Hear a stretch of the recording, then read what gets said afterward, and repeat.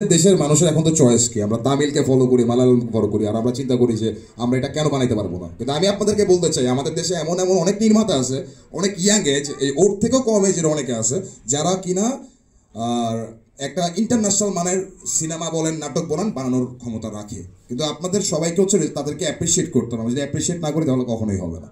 So আপনারা সবাইকে একটা কথাই বলতে চাই, বাগের টেরো অবশ্যই দেখবেন সামনের মাসে, আর ইনশাআল্লাহ সেকেন্ড উইকে এটা রিলিজ হবে স মিডিয়াতে, ব্ল্যাক স্ক্রিনে।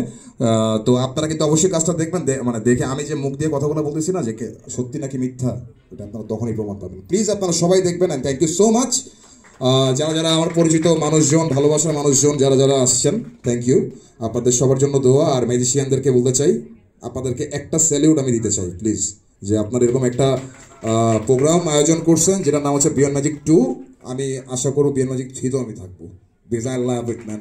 জোস, ক্যারি অন প্লিজ।